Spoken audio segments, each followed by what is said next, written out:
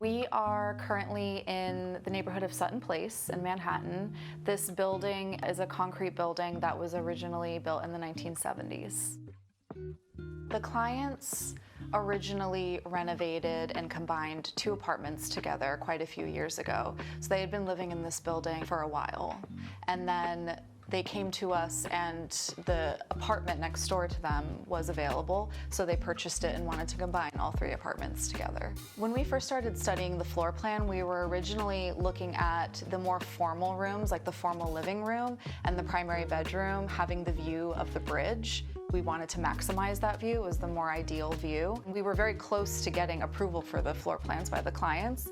And we sat down, you and I sat down for a meeting, and you looked at me and you were like, this is gonna sound a little crazy, but what if we just flipped the floor plan? And it was a funny moment, because I think there's this idea of a designer or an architect coming in and being like, let's turn everything upside down, let's flip the whole thing. Right away, we decided to do micro recessed lights. So all of the recessed lights in the ceilings are less than ½ an inch wide, and they're also less than an inch tall, which made it so that we could maximize as much ceiling height as possible. So the first thing you notice when you walk into the mudroom is the checkerboard flooring. It travels from the kitchen and then it takes you into the laundry room, but because all the walls are essentially paneled, it really does look like a space that's more of a hallway that goes away, and you can travel from one space to another in a very elegant way while still concealing everything, which is fantastic. The kitchen in this house is one of my favorite rooms. We're sitting right here, right now, and it's such a pleasant space to be in. Your architecture team did such a great job of making such an elevated but also very timeless kitchen.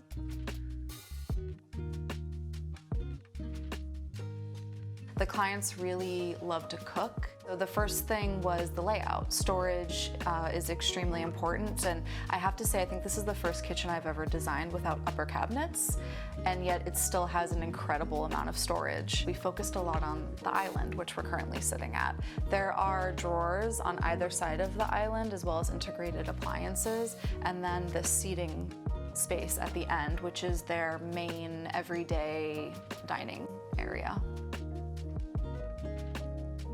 We also utilized a tall cabinetry along the wall opposite of the windows. So floor to ceiling, there are large cabinets on the wall, and we decided to go with a matte white finish, to really just like have those almost disappear into the wall, and also reflect the light that's coming in from the windows. One of them is this sort of gridded cabinetry with the walnut and the green, and the other one is all white to blend in.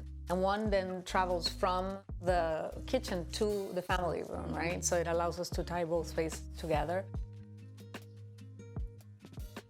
In the family room, the jumping off point for this space was really the William Morris fabric that the clients originally loved. It had that beautiful aubergine color, the beautiful greens, as well as some terracotta a little bit. We designed a very large custom sectional that would work for a family of 5. It felt very comfortable, but also looked very sleek. We really love the button detail on the back of that sofa, which helps bring a little bit of that vintage feel, but still in a contemporary piece. And then these custom ottomans were really fun to design as well. We wanted to bring in that fabric that they loved in a subtle way, but obviously they need to be durable because your feet are going to be up on them.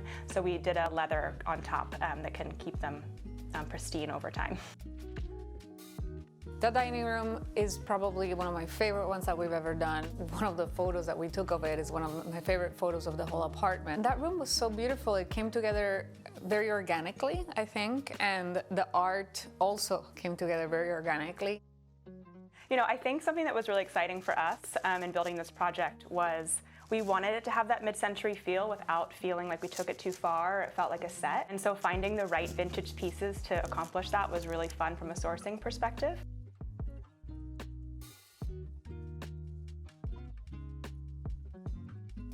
So for the formal living room, we had the challenge of needing a TV in that space. So we designed the millwork to be half open shelving, half cabinet with a TV, so that a large sliding door can go over and conceal the TV when it's not in use. Often it can be hard to convince folks to go with color on the sofa, but we were able to do that again in this space. And we went with a green, sort of a sage color in there, a little bit lighter and more sophisticated than some of the greens that are on the more family side of the home. We have a nesting set of coffee tables and a lighter wood that brings that other wood tone into the space because there's the walnut on the millwork. And they also have two beautiful ceramic legs, which are just stunning to see and feel in the space. The rug in the space is beautiful. It manages to be neutral but still so interesting because of the pattern. It's made of alpaca, has a bit of a different weave, so you can see variation in texture amongst the different pieces, which is really interesting. The powder room, I think, is personally my favorite room. We picked up on the darker wood from the millwork in the living room and framed the end of the hallway. So you open the door and it just opens into this gorgeous room. For the girls' bedrooms, we wanted to keep in mind that we wanted to design spaces that would grow with them. Along the windows in the girls' bedrooms, we designed desks that wrap down into benches, and the desks will grow with them as they grow. So for the older daughter's room, she's about 7 years old and loves purple, which is a fun color choice. We don't always get to use purple in a kid's room. And we complemented that wallpaper with the sort of British-influenced bed with spindles that is really chunky and fun, kind of brings that extra contrast, which is nice. Because this daughter was younger, they didn't have as many opinions about the color of her space. So we decided yellow would be really fun.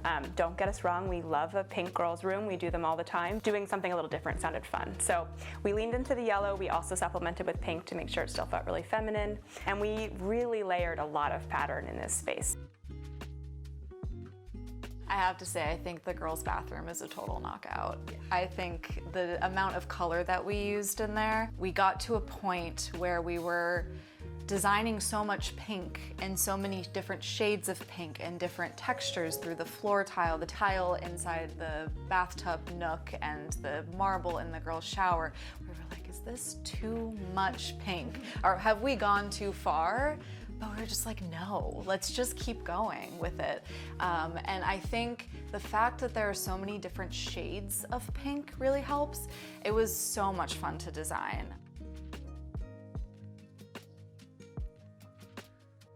Let's go right into the boys' room. So this boy loves basketball. We had been toying with the idea of this basketball sort of headboard for a really long time now, and we had never gotten to do it. How did we make that work in here? So one, we knew we wanted to maximize the floor space, so we decided to put the bed in a day bed orientation. We did sort of an embellishment in the headboard that mimics sort of, either basketball stripes or the court of a basketball, and it's not very obvious where it feels like cheeky. It's, this nice, you're only gonna notice it if you know about it. In the boys' bedroom, there was no built-in closet, so we wanted to introduce a millwork piece that would act as his closet and then also wrap into a desk. So we chose a wood color that matched the floor, and we did halfway up the doors the wood color, and then the tops are a more neutral cream. The bathroom was the moment to really bring in a lot of the green that he really liked. The primary bedroom and primary suite, really, of this project is absolutely gorgeous. You walk in from that terracotta colored hallway into this room that has that sort of pickup of that color. Really, the whole bedroom was, brought in parts. We had to be very intentional about the seaming and making sure, that the seams were intentional or they were hidden. And that banquette along the whole end of the wall, it's a little bit lower, so you see right through it, out the window. And then on either side, there's two bolster pillows. So it's just like a really beautiful kind of moment that adds some color to the end of the room. And you would never know that it was brought in multiple pieces. In the beginning of the project, the client came to us and told us that the closet is her happy space. Not only to see all of her clothing, but also to really shut the door to the closet and just be there with herself in this little space.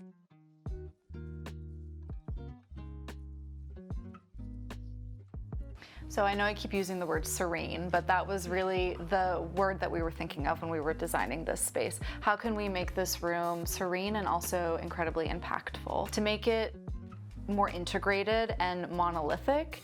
We wrapped the same stone around the bathtub, going around the vanity, and then going into the shower along that whole back wall. And I think that creates really a wow moment when you walk into the space, but keeps it very minimal.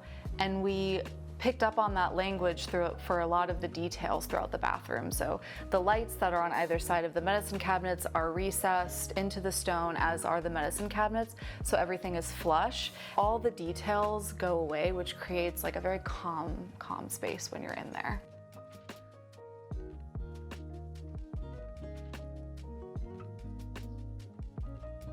I think we can all say that we are very proud of this project, and I'm so proud of the entire team. There were so many hands involved. The amount of excitement that there was buzzing around this project, and I hope that the world loves it as much as we loved working with it, and that it brings the family like the best fortune and the best of everything, because they honestly deserve it. They were just such delightful people to work with. So yeah, all love.